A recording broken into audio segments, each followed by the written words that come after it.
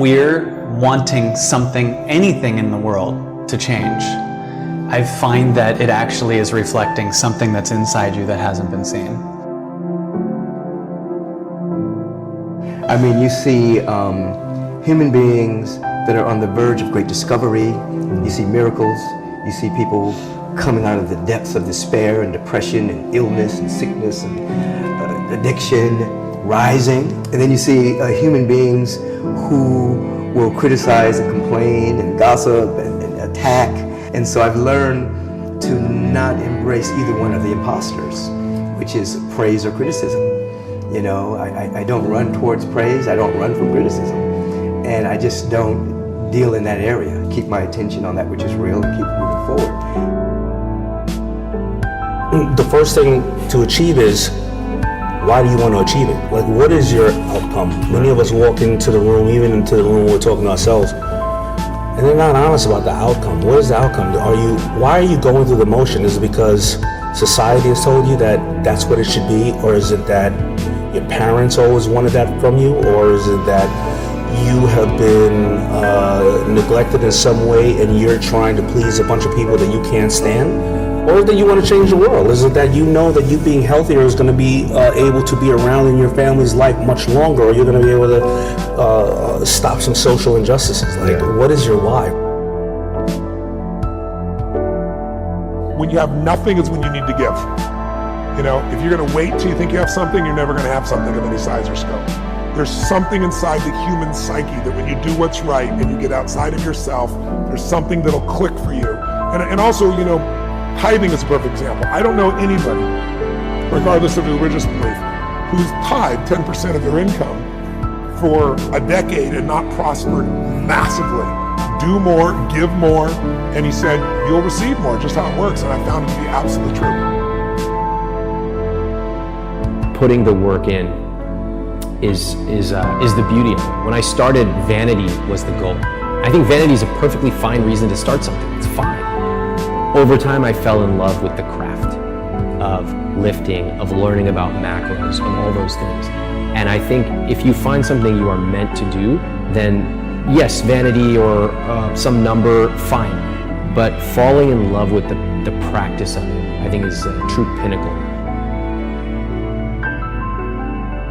Most of the people I meet that really want to make money often have a major fear of not having it, which is weird because energetically you're putting out to the world, I'm scared of not having it, much more than I want it, right? Because I find that this is a weird thing to say, but when you really want something, you're not ready for it. You're not in the alignment for it, right? Like, let's say you're someone who believes who you are is someone who makes $20,000 a year. Like, that's in your story. You grew up that way. You heard sentences like money doesn't grow on trees or it's the root of all evil. So you have these deep-rooted beliefs that you're evil, right, if you do this. So you have this thing going, and then that also is what drives you, bizarrely. Like, you're scared of that, right? So I work with so many people, and if someone offers that person $1 million, that's death to the story of who they are.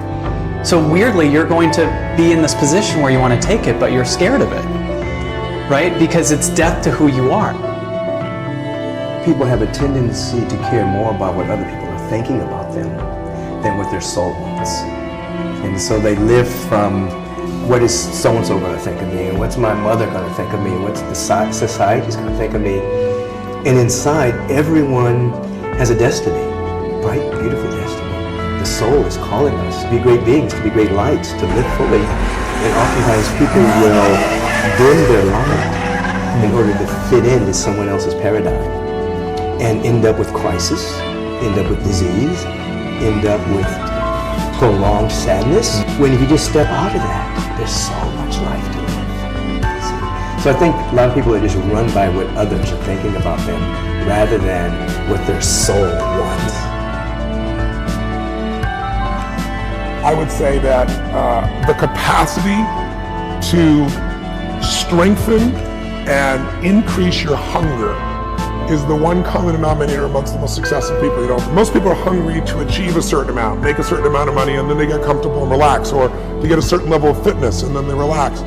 Hunger is the ultimate driver, because if you're hungry, you can get the strategy, you can get the answer. If you can't model it, you can find it.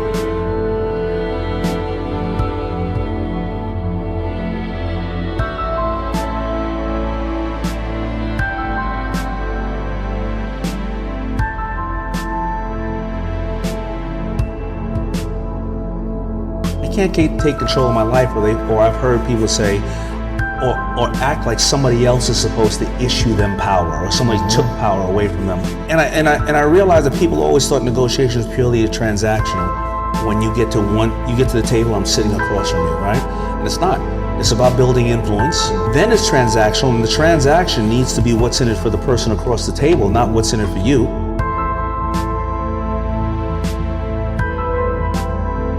So if you go to a receiving vibration, the first thing you do is receive what's here. Like, it sounds corny, but we usually don't pay attention to what's here right now. And everyone watching this, if you really understand the highest truth of what's going on, we're all even. There's no, this person is better or less, and there's none of that. We're just this space that's here, right? Now from here, you have sky's the limit possibilities. But if it goes through the lens of who I am as this past story, this limitation, this person that tried to achieve it and failed, is someone who gets love by failing over and over, is someone who has to stay small.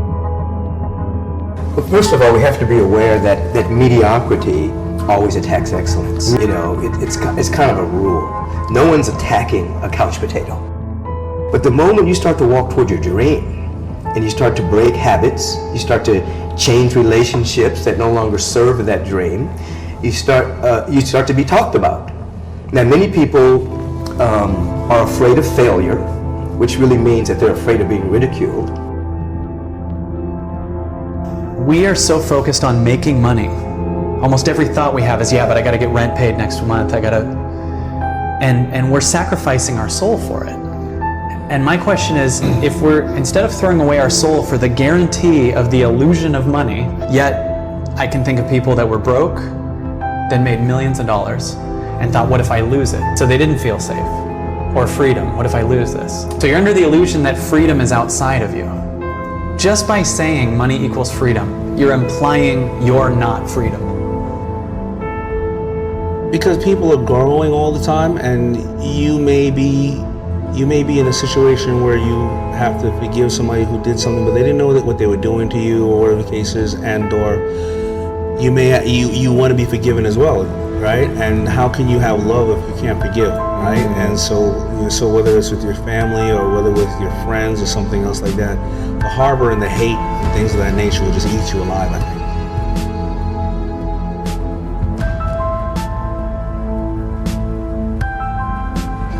We can say we're all here to reflect the face of divinity, or we're here to reflect the cosmos in a way that only we can. Everyone is here for that same purpose. And we all have different missions. Some people's mission is to teach, heal, inspire, uplift. You know, and we all have different missions, but every mission carries that larger purpose. How is my life reflecting the entire cosmos? Because I believe all of us have the entirety of the cosmos in us, and we're here to discover it, activate it, cultivate, and set it free.